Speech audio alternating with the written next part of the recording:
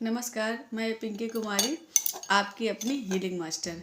दोस्तों, आज हम चर्चा करने वाले हैं उत्तरायण के बारे में, यानी कि मकर संक्रांति। मकर संक्रांति में बहुत सारे रिचुअल्स हम हीलर्स को करने होते हैं और आम लोगों को भी बहुत सारे रिचुअल्स किए जाने होते हैं। क्यों?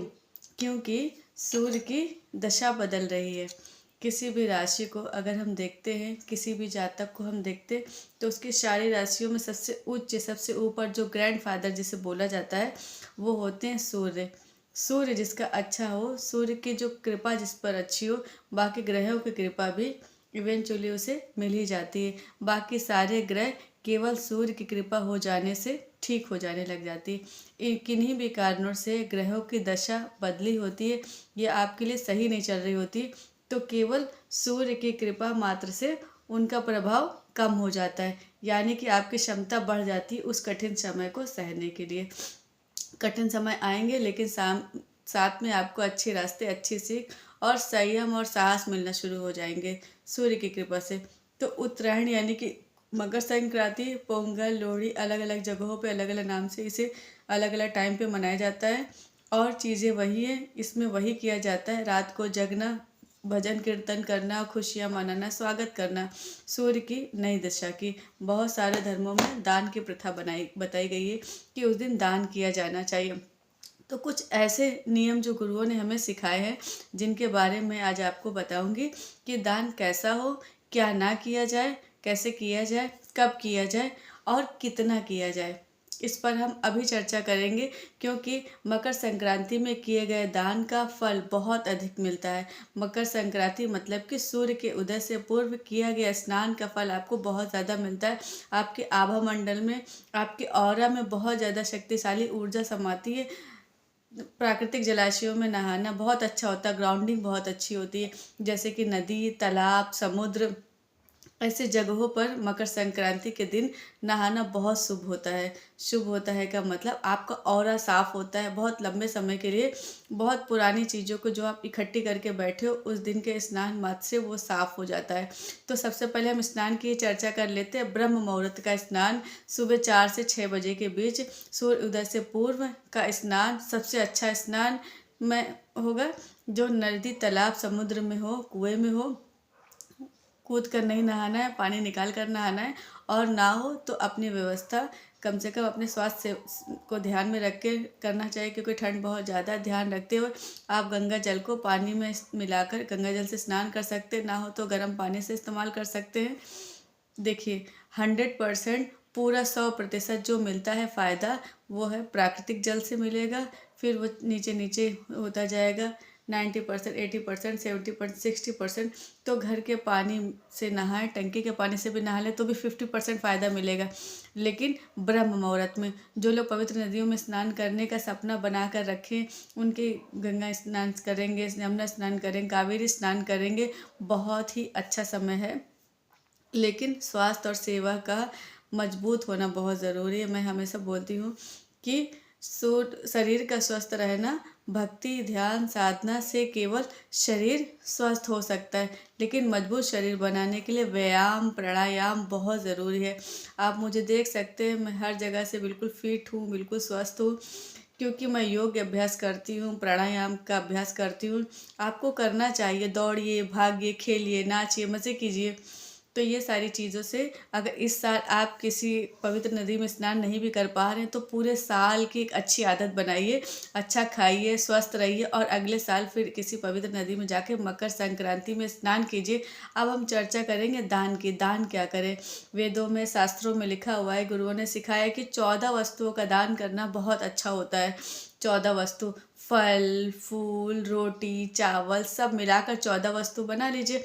हर तरह की चीज़ों को शामिल कर लीजिए। कुछ अनाज कर लें, कुछ फल कर लें, कुछ सब्जी कर लें, हम थोड़े पैसे कर लें, कुछ धातु कर लें। धातु में याद रखें कि बिल्कुल भी लोहे का दान नहीं करेंगे। सूर्य की पूजा हो रही है, सूर्य की पुत्र वधु है शनि, और शनि का सबसे प्रिय धातु है लोहा।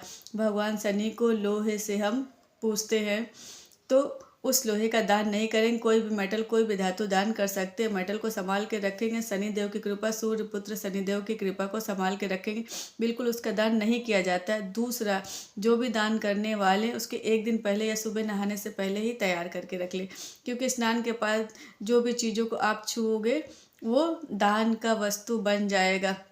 ये बिल्कुल ऐसा है कि मैं नहा के निकला, धोती लपेट लिया, ये कपड़े पहन लिए और गीला हूँ, उसके बाद मैंने जिसे छुआ वो दान की वस्तु है। समझ में आया कि मैंने अलमारी छुआ, अलमारी दान की वस्तु, मैंने इसको छुआ, पैसों का बंडल छुआ तो उसमें 100 कनेक्ट, तो वो पूरा का पूरा पैसा दान की वस्तु बन गया। अगर वो दान नहीं करेंगे तो आपके जीवन में वो पुण्य नहीं मिलेगा कि आपने दान के सामान को खुद रख लिया। तो जो भी आप दान करना चाहते हैं पहले उसे अपने बर्तन में, आप जो भी आप रखें उसमें टोकरी बना के उसमें रख लें, ताकि स्नान के बाद तुरंत आप दान कर सकें। आप कन्फ्यूज़न बहुत सारा हो सकता है कि हम घर में नहाएंगे तो दान करने के लिए लोग कहाँ से लेकर आएंगे। बस आप हाथ में उठाइए और ये मैंने दान किया ऐसे रख दीजिए, ठीक है।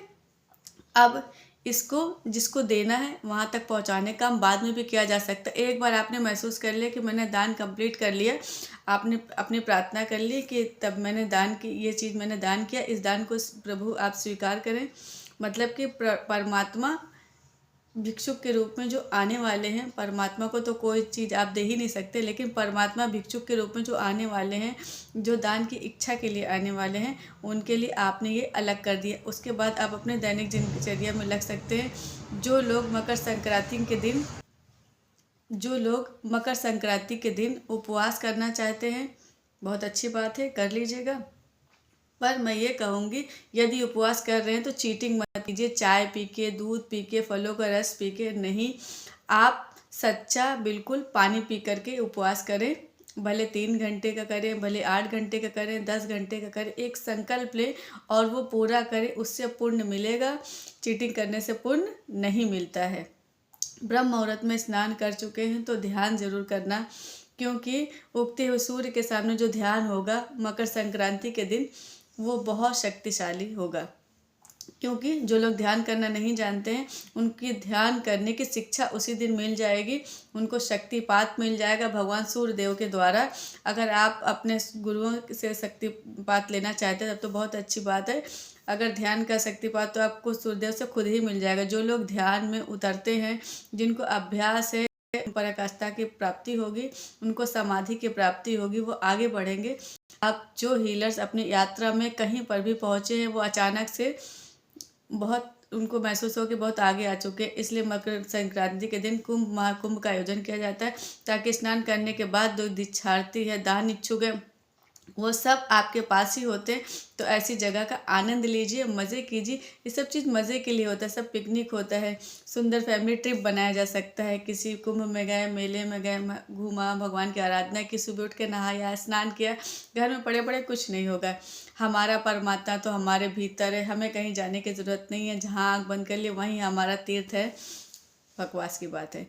यात्रा करने से, बाहर निकलने से, लोगों के संपर्क में आने से, दुनिया में देखने से, समझने से बहुत कुछ बदलता है ना। तो जो लोग अपने जीवन में आध्यात्मिक रूप से आगे बढ़ना चाहते हैं उन्हें यात्रा करने की सलाह देती हूँ मैं, क्योंकि यही सलाह हमारे गुरुओं ने हमें दी थी।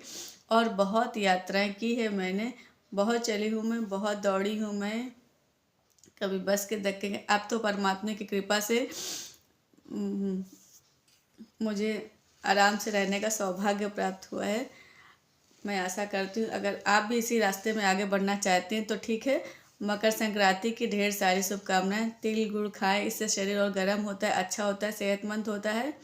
और जो जो चीज़ें मकर संक्रांति में पकवान बनाई जाती है प्रेम से खाएं, बिल्कुल संकोच ना करें। ये ना सोचें कि क्या होगा, कैसे होगा, मेरे को ये सूट नहीं करता, ये नहीं करता, इसमें ज़्यादा कैलोरी, ये सब ना सोचें। अच्छा व्यायाम करें, खुश रहें, हेल्दी रहें, मस्त रहें, स्वस्थ रहें, ठीक है जी। मकर संक्रांति आपके लिए बहुत अच्छा हो। नए सूर्य की दिशा आपके जीवन में समृद्धि लेकर आए, शांति लेकर आए, सुख लेकर आए, सौंदर्य लेकर आए, यौवन लेकर आए और आपका पूरा परिवार सुख से भर जाए। आशा करती हूँ यह अध्याय आपको बहुत अच्छे समझ में आया होगा। मिलती हूँ आने वाले एपिसोड में, तब तक के लिए नमस्ते। हैप्पी मकर संक्रांति।